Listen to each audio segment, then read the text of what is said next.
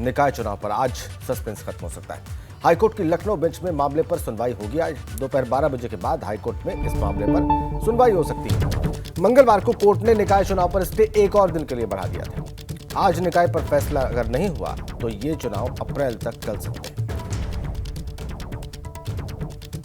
ये बड़ी खबर, आज दोपहर 12 बजे के बाद हाईकोर्ट में सुनवाई हो सकती है।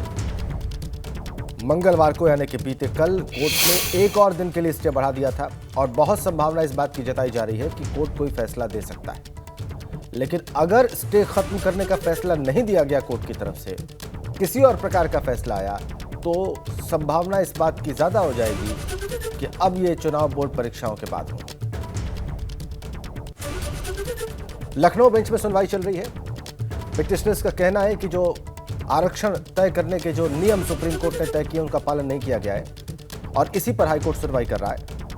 ये अपने गांव से ही बिजनेस करके 100 करोड़ से भी ज्यादा का बिजनेस करते हैं। क्या आपको भी गांव से ही बिजनेस करना है? तो फ्रीडम ऐप को अभी डाउनलोड कीजिए। आज इस पर फैसला देने की उम्मीद है, संभावना है। क्या होता है इस पर सबकी नजर है, एबीपी गंगा की भी नजर है। सरकार ने अपना हलफनामा दाखिल कर दिया है। सरकार ने कहा है कि सर्वे को ही 2017 अक्टूबर के सर्वे को ही आधार माना जाए। सरकार ने ट्रांसजेंडर को आरक्षण देने से इनकार किया है। हाईकोर्ट ने निकाय चुनाव पर स्टे इस बात एक और दिन के लिए कल बढ़ा दिया था। आज फिर से सुनवाई होगी। आज दोपहर 12 बजे के बाद हाईकोर्ट की लखनऊ बेंच में सुनवाई होगी और बहुत संभव है कि कोर्ट इस मामले में अपना रुख स्पष्ट कर दे।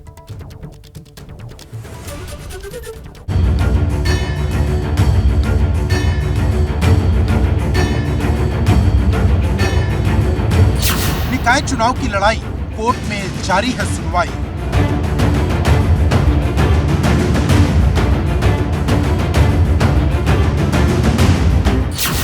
शहर वाली सरकार, फैसले के बाद शुरू होगी ललकार।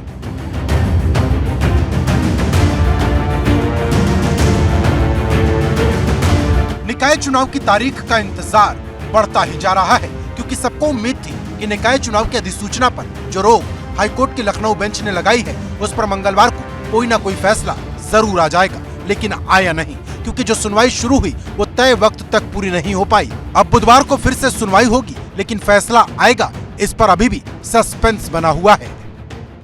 उत्तर प्रदेश में निकाय चुनाव के लिए अभी थोड़ा और इंतजार करना होगा।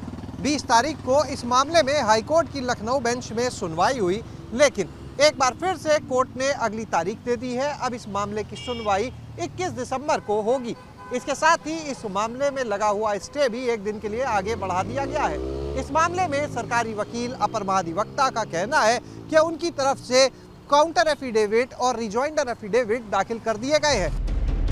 हालांकि ट्रिपल टेस्ट को लेकर जो पेंच फंसा हुआ है उस पर सरकार ने अपना रुख साफ कर दिया है और कह दिया है कि 2017 में किए गए सर्वे को ओबीसी आरक्षण का आधार माना जाए। गौरतलब है कि ये पूरी लड़ाई ओबीसी आरक्षण की है, जिसको लेकर विपक्ष सवाल उठा रहा तो सत्ता पक्ष इसे विपक्ष की साजिश बता रहा। समाजवादी पार्टी के मुखिया श्री अखिलेश यादव जी, जिनकी मानसिकता सदा से, चाहे वह पिछड़ा विरोधी हो, चाहे वह दलित विरोधी हो, चाहे महिला विरोधी है, वो चुनाव समय से नहीं चाहते। मामला माननीय न्यायालय के समक्ष विचाराधीन है। माननीय न्यायालय जो आदेश देगा सरकार उसका पालन करेगी। आरक्षण में भेदभाव हुआ है, कुछ अधिकारियों की मनमानी और कुछ सीमित मंत्रियों ने मनमानी कर करके ये आरक्षण व्यवस्था लागू की थी।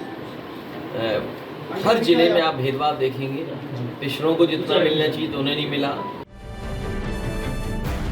लेकिन बड़ा सवाल यह है कि निकाय चुनाव को लेकर हो रही ये देरी किसका खेल खराब करेगी, क्योंकि जानकारों की माने तो भाजपा की तैयारी पूरी थी। सीएम योगी खुद 17 नगर निगम में प्रबुद्ध सम्मेलन कर चुके हैं, जबकि विपक्ष की कोई बड़ी रणनीति अभी तक सामने नहीं आई। हालांकि उम्मीदवार तय करने के मामले में बसपा ने बाजी मार ली है, जिसने इमरान मसूद की पत्नी शाइमा मसूद को सहारनपुर से मेयर का उम्मीदवार बना दिया है। मेयर चुनाव का जो बिगुल है जिला सहारनपुर से शुरुआत की है। इसके लिए मैं अपने राष्ट्रीय अध्यक्ष बहन जी का बहुत बहुत तहे दिल से शुक्रिया अदा करती हूँ। हम अपनी जीत के लिए पूर्ण आश्वस्त हैं। बहन जी का हृदय की गहराई से धन्यवाद कि बहन जी ने सहारनपुर के आवाम के ऊपर जो विश्वास जताने का काम किया है, उस विश्वास के ऊपर हम लोग खरा उतरने का काम करेंगे। लेकिन बड़ा सवाल यह है, कोर्ट वाली तलवार कब तक हटेगी, क्योंकि पिछली बार ये चुनाव दिसंबर तक खत्म हो चुके थे, लेकिन इस बार इसके 2023 में शिफ्ट होने के पूरे आसार नजर आ रहे हैं, क्योंकि जब तक अधिसूचना पर कोर्ट की रोक नहीं हटेगी, निकाय चुनाव की तारीख का ऐलान नहीं होगा। Bureau report, ABP Ganga.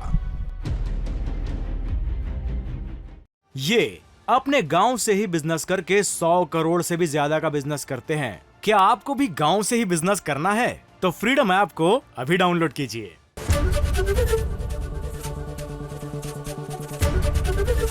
ABP Ganga, खबर आपकी, जुबान आपकी।